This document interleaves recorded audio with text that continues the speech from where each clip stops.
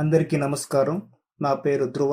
కొన్ని విషయాలు మనం విన్నప్పుడు అమితమైన ఆనందంతో పాటు ఆశ్చర్యాన్ని కూడా కలిగిస్తాయి. అలాంటి సంఘటనే నాకు ఈ మధ్యన ఒకటి ఎదురైంది.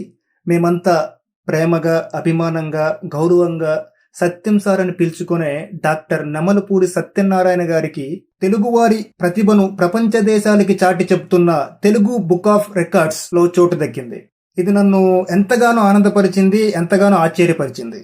సత్యం సారు పిహెచ్డి కోసం చేసిన థీసిస్ జైలు సాహిత్యం, present writing emergency in India a study, jail సాహిత్యం మీద పరిశోధన చేసిన తొలి భారతీయుడుగా తెలుగు బుక్ ఆఫ్ రికార్డ్స్ లో మా సత్యం సారు పేరు నమోదు చేసుకున్నారు.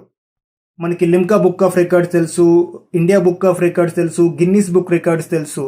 ఈ తెలుగు బుక్ ఆఫ్ రికార్డ్స్ ఏంటంటే మన తెలంగాణ, ఆంధ్రప్రదేశ్లోని మన తెలుగు వారు ఎవరైతే ఘన విజయాలు సాధిస్తారో వారికి ఈ పుస్తకంలో చోటు లభిస్తుంది అనమాట. అలా మా సత్యం సార్కి దీంట్లో చోటు లభించింది. నాకెంతో ఇష్టమైన బ్రహ్మశ్రీ చాగంటి కోటేశ్వరరావు గారు, అలాగే ప్రముఖ దర్శకులు దాసరి నారాయణరావు గారు, ప్రముఖ రచయిత సి నారాయణ రెడ్డి గారు, అలాగే ప్రముఖ నటులు రాజేంద్ర ప్రసాద్ గారు, ఇలా ఎంతో మంది ప్రముఖులున్న జాబితాలో మా సత్యం సార్ చేరడం నాకు ఎంతగానో ఆశ్చర్యాన్ని కలిగించింది, ఎంతగానో ఆనందాన్ని కలిగించింది. సంస్కృతంలో ఒక శ్లోకం ఉంటుంది, భగవద్గీతలోని 2వ అధ్యాయం 47వ శ్లోకం. నాకు చాలా ఇష్టమైన శ్లోకం ఇది.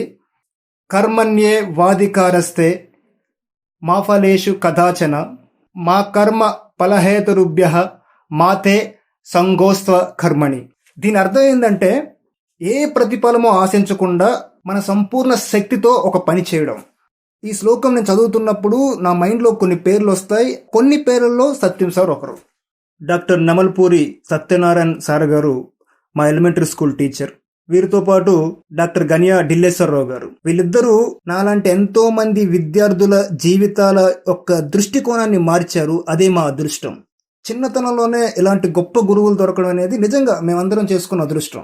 అక్కడి నుంచి సారు జీవిత ప్రస్థానం మొదలై ఈరోజు పిహెచ్డి చేసి అసిస్టెంట్ ప్రొఫెసర్గా చేస్తున్నారు. ఈరోజు జైలు సాహిత్యం మీద పిహెచ్డి చేయడానికి సారు ఎంతో మందిని కలిశారు. ముఖ్యంగా భారత మాజీ ఉప ప్రధాని డాక్టర్ ఎల్కే అద్వానీ గారిని కలిసి 20 నిమిషాలు మాట్లాడారు. అలాగే ఎంతో మంది ప్రముఖులను కలిశారు. ముఖ్యంగా డాక్టర్ వెంకయ్య నాయుడు, అప్పటి ఉపరాష్ట్రపతి, ఆయన కలిసి జైలు సాహిత్యం బయట దేశాల్లో ఒక సిలబస్ గా ఉంది, విద్యార్థులు దీన్ని ఖచ్చితంగా చదవాలి అని చెప్పి మన దేశంలో కూడా ఆ సిలబస్ అందుబాటులోకి తీసుకురావాలని ఆయనకి మెమోరాండం సమర్పించారు.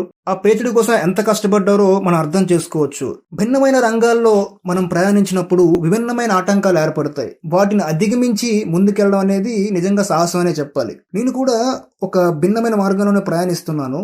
ఎప్పుడైనా ఎందుకు మనకి ఇది వెనక్కి వచ్చేదో, అందరిలాగే ఓ 5 to 9 జాబ్ చేసుకుందాం, మన పరిధిని మన వరకు తగ్గించుకుందాం అనుకుంటాను. నెక్స్ట్ డే మళ్ళీ సార్ లాంటి వాళ్ళని చూసినప్పుడు లేదు, మనకంటూ ఒక విజన్ ఉండాలి. మన జన్మ సాధారణమైనది కావచ్చు, కానీ మనం సాధించిన విజయాలు అసాధారణమైనవిగా ఉండాలి. పోరాడదాం. ఫలితం గురించి తర్వాత మాట్లాడుకుందాం. ఇందాక నేను సంస్కృతంలో ఒక శ్లోకం చెప్పాను కదా, దానికి ఇదే అర్థం.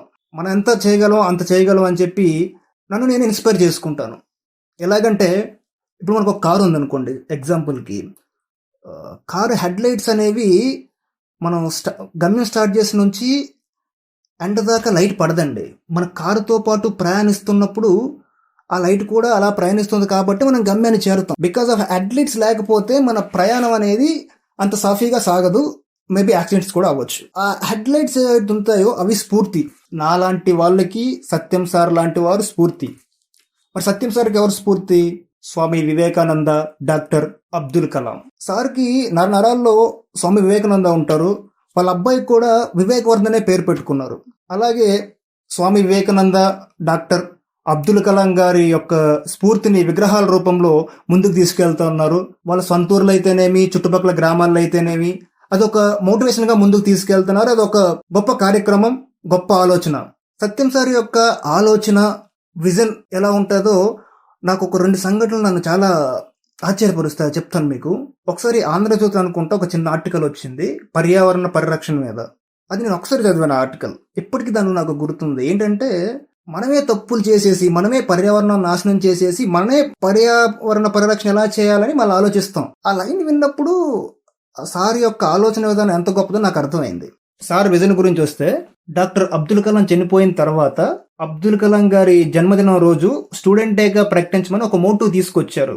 ఆయన మోటో తీసుకొచ్చిన ఒక కొన్ని రోజుల తర్వాత యుఎన్ఓ అఫీషియల్ గా డిక్లేర్ చేసింది world students day Abdul Kalam గారి జన్మదినం రోజు. అంటే ఆయన థాట్ ప్రాసెస్, ఆయన విజన్ ఎలా ఉందో దీన్ని బట్టి మనం అర్థం చేసుకోవచ్చు. సత్యం సార్, మీ పని మీరు చేసుకుంటూ పోండి, ఫలితాలు అవే వస్తాయి. ఇది కేవలం శుభారంభం మాత్రమే, శుభం కాదు.